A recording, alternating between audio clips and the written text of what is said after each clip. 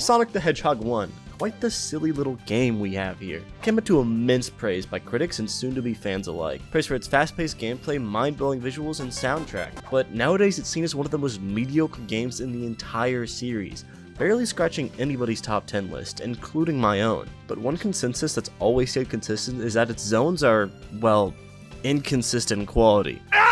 Some are, even today, considered some of the best in the whole series, while others went down as history as some of the worst. Today, I thought it'd be fun to look back, replay, and rank these controversial stages, both to determine if they really are that bad or good, and to share more of my great opinions that you all seem to love. Starting with our beloved 6th placer. Scrap Brain Zone kinda blows almost all the time. Act 1 is tolerable, I don't hate it that much. There's sections that I do kind of enjoy, but more often than not, that enjoyment is immediately halted by some goofy, barely noticeable obstacle that the average player will not see coming, or a section that forces you to wait around for something to happen. This happens a lot. You'll be put in a room and be forced to wait for a platform to spawn. Even if just for a second or two, it completely halts the gameplay.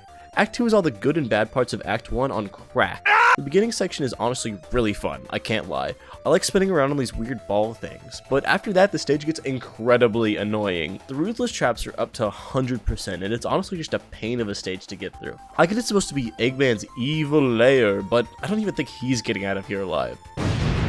Act 3 is just Labyrinth Zone again, and can be entirely skipped, so I'm gonna do the same thing and talking about it. And the boss is whatever. It's solid for a Sonic 1 boss, but it involves a lot of waiting and doing nothing. At least the visuals are decent. They definitely fit with the theme of the stage and certainly give the player an uninviting feeling with all its bleak colors. The music also goes pretty damn hard, but Sonic the motherfucking Hedgehog, that's a given. Marvel Zone suffers from a lot of the same issues that Scrap Brain does, however to a far lesser extent. Pretty much all of the surface sections are fine. Most of them are even fun. There's quite a few obstacles, sure, but all are avoidable if you know what you're doing. And then you get to the underground sections, which feature waiting, bullshit traps, waiting, slow moving blocks, waiting. Did I mention waiting? Honestly, the biggest defense of this stage is that it's just kinda boring. Sure, some of the traps are super frustrating, like damn! But I shouldn't be standing on a platform slowly drifting across lava in a game that encourages speed. Sure, some of these sections you can skip, and that's great. I'm glad the stage has multiple ways you can go about conquering its challenges, but some of these sections are impossible without standing still. Boring parts aside, the stage as a whole is fine. It definitely doesn't have the same lows as Scrap Brain or even Labyrinth Zone, but it certainly doesn't reach the highs of most of the other stages in this game. I heavily fuck with the visual design though. I love the purple and green ruins aesthetic. If this zone were to reappear in a future Sonic game, I honestly wouldn't complain too much. Also, its music is pretty iconic, I'll give it that. You're probably asking, Labyrinth Zone over Marble? Are you insane? And to that I say, yes. Okay, you're gonna have to hear me out with this one. It all goes back to the fateful Sonic Origins race. I'm sure you all know, the one I won. Well, my flawless victory wasn't through sheer talent, although yes, I am very talented.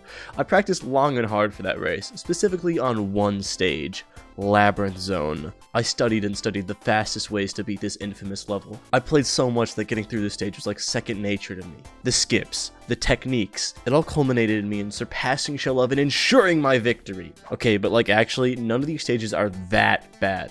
Sure, they've got annoying parts to them, but besides the exception of one small optional section, you're able to move as much as you like. Plus, learning the shortcuts makes you feel really cool and awesome. You should try it sometime. Also, once again, I'm really into the ruins aesthetic. This game has a lot of it, and I really think it fits.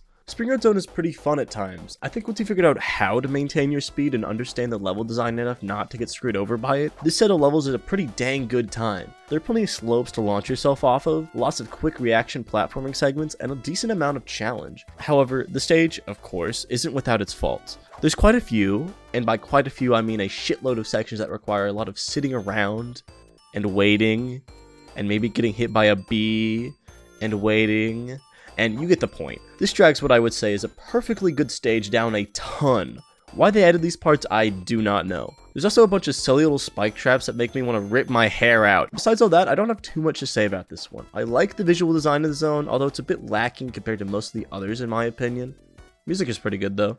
Green Hill Zone. I bet you weren't expecting this one at number 2. I really like this zone. It's got basically everything you want out of a Sonic zone. Quick platforming, lots of alternate paths to learn, vibrant colors, catchy music, loops. This game doesn't feature a lot of the series' signature loops. It's one of the few zones that actually has them. Green Hill is just fun. It really stands true to the philosophies the series was based on. You can go fast throughout each of the levels, but it requires skill and memorization to master each one. You're not going to be super good in your first playthrough. It'll take time to get to an optimal level, but once you do, the stages are super satisfying to play. The zone is just super iconic. It's been overused in a lot, and I mean in a lot of Sonic games recently. But that isn't without reason. As I mentioned, it's vibrant in color and features a lot of fun Sonic mechanics. It's no wonder this stage is so popular. The boss here is pretty decent too. Nothing too special on its own, but it's the series' first boss, and it gives a good first impression, just like the rest of the zone. I love Starlight Zone, baby! This zone is just so goddamn cool.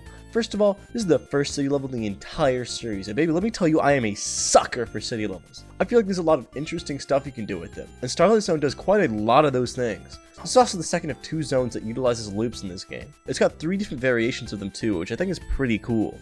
The first is the good old normal variant. Can't go wrong with these. The second of these cool loops is send you flying down a slope. They're used a lot in later games, but I think they're cool and awesome. Let me be happy. The third variant isn't actually a loop now that I think about it, but look, the set piece is used a lot and I think it's fun, okay? I think the platforming here is pretty good too, especially compared to most of the game.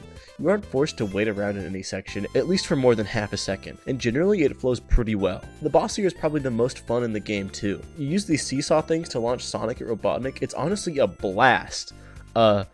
Sonic Blast. Also, the song used for the zone is the best in the game. There, I said it. And that's every zone in Sonic 1. Let me know what you think of my order down below. Am I a fool? Am I a fraud? Well, alright, buddy. What's your order, huh? I bet you have trash opinions. Unless, of course, you subscribe, follow me on Twitter, and watch more of my videos. Also, thank you, Nolan, for the 5 gifted channel members. That's insane. Yeah, subscribe. I don't know what to put here. Bye!